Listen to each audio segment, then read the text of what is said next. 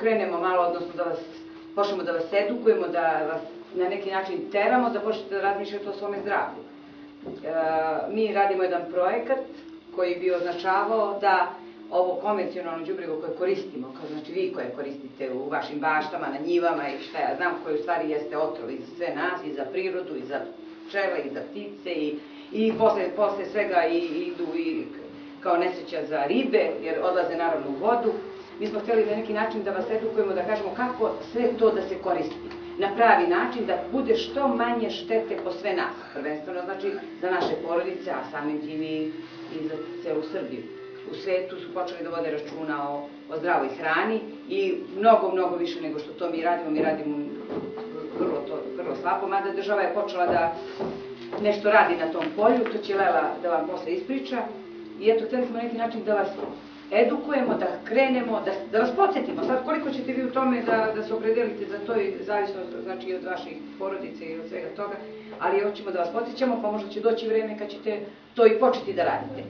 Znači, ali prvenstveno moramo da kažemo da ovo što se sada radi, što je na našim njivama, što se besomučno troši na te proizvode koje unosimo posle u organizam, da je to u stvari otrov za naš organizam, za naše potomstvo, sve to posle ide za našu decu, naravno sve deci dajemo, svi pod nekim sloganom zdravo je, unosimo zlo u organizam i na taj način se razboljevamo i vidite koje su posljedice svega toga. Rak je postao epidemija, ljudi umiru, svakog dana vi čujete da su mladi ljudi umrli, bolnice su pune, prepune, lekovi naravno ne postoje, to su sve laži. Znači, jedino što možemo da uradimo za nas je da sami se okrenemo sebi, da počnemo da proizvodimo u tim svojim nekim malim parcelicama nešto što je zdravo i što može da nam pomogne da ostanemo zdravi. Eto, to je nešto zbog čega sam volila da danas budete tu što vas je što više, da bismo popričali na tu temu, ali nije bitno ko je zainteresovan je tu, pa ćemo polako da radimo na to. Danas već svet razmišlja na veliko i uradio je mnoge tehnologije za lečenje hranom. Vrlo brzo doći će vreme da se lekovi ne rade masovno, odeš u apoteku, kupiš aspirin za grlo, za bolove ili šta ja znam.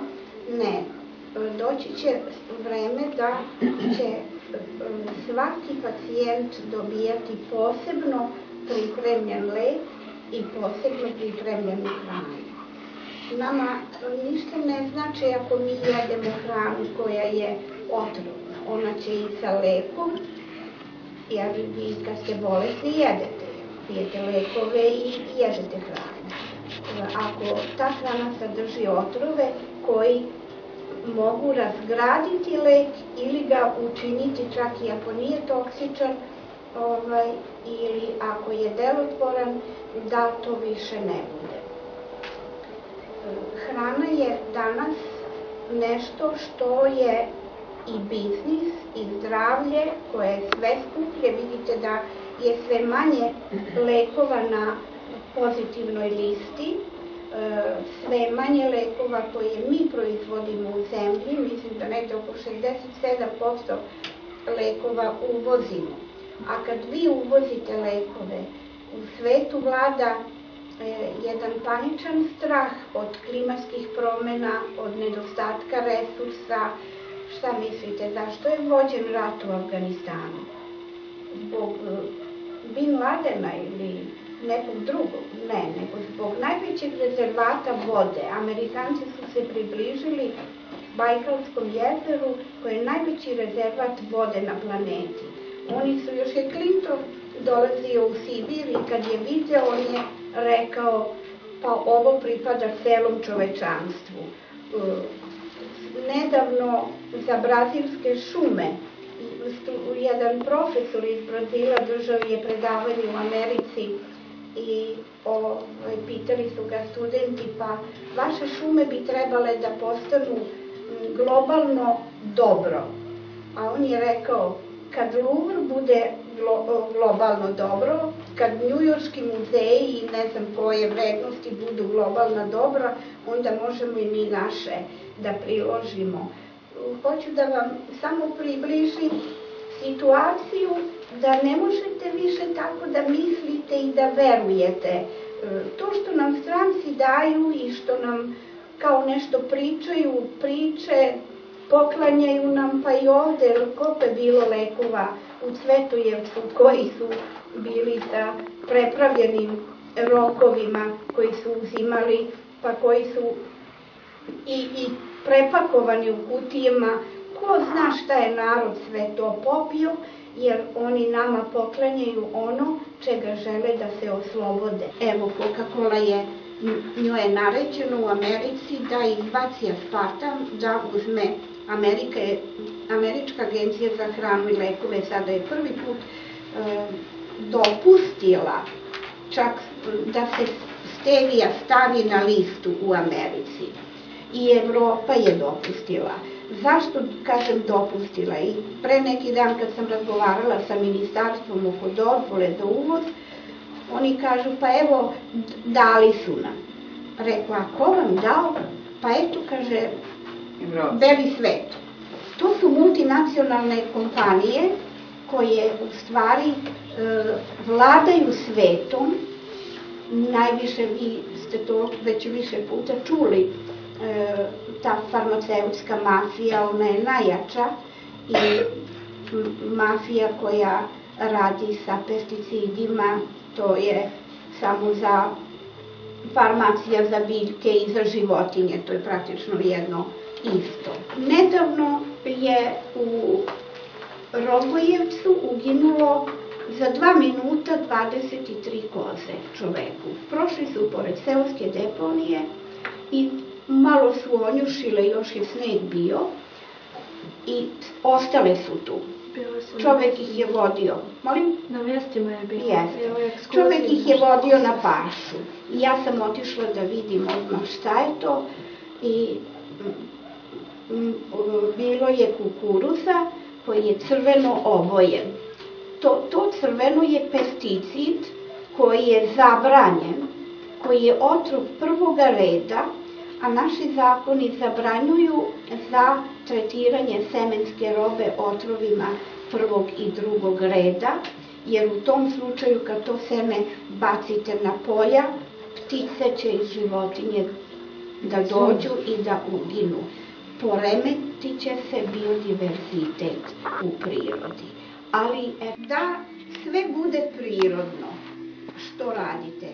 To znači da ne sme mineralno đubrivo, ono je veštačko, i da ne smeju pesticidi, herbicidi, antibiotici, hormoni rasta koji se dodaju i razne hemikalije, ono za zrenje, paradajza i tako dalje. Već znate šta sve rade na tom tržištu da bi došli do profita, ali svakom se vrati, znate, jednog dana.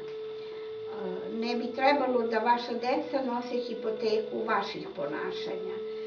Zato smo, evo, mi i došli ovde da vam kažemo da sve možete bez toga. Za sve ima alternativa. Imamo biodinamička đubriva. Ako nemate svoj stajnjak, onda možete da kupite. Imate tečno đubrivo, imate organsko, imate čvrsto, granulirano, imate nekoliko vrsta đubriva, tako da oni koji nemaju stoku, a imaju biljnu proizvodnju, mogu komotno da je razvijaju i da imaju fenomenalne proizvode. Samo je pitanje znanja i da znate da sva đubriva su jeftinija od mineralnog đubriva koje vi ili vaši danas bacaju. Što se tiče herbicida i pesticida, takođe postoje razni načini da biljku očuvate. Šta je važno u organskoj? Vi kad nosite dete, jel vi planirate da vam dete bude bolesno i predviđate da dignete kredit za lečenje? Jel tako razmišljate? Ne. Što bi onda planirali kad treba da napravite jedno stado ili kad treba jednu plantažu da napravite, planirali da to bude bolesno i da vam za godinu dana treba ne znam koliko hiljada za razne pesticide za prskanje. Pogrešan pristup, pogrešna filozofija, vi treba da planirate zdravlje. Šta znači zdravlje? Da biljka prvo ima zdravo seme, u zdravu zemlju, sa zdravom vodom daje zdrav plod. Kako je to seme zdravo? Ono koje nije tretirano herbicidima ili iz organske proizvodnje. Te dve opcije se danas priznaju u sertifikaciji. Možete kao tradicionalno seme da imate svoje seme od prošle godine nečega, na primjer zelje uzmete od prošle godine i ne treba vam... Kako ti imaš to sad što tvoje? Jer si kupila ili... Uzmi kesicu i pročitajte na kesicama čime je tretirano. Svako seme je skoro tretirano. Mi možemo da vam ponudimo, kao i prošle godine, netretirana semena koja su za organsku poljoprivredu, a za neke kulture, na primjer, ako hoćete organski kukuruz, imamo tamo njivu sa organskim kukuruzom, vi ne možete da shvatite koliko je slađi krčamak od tog kukuruza, nego ovaj koji je tretiran.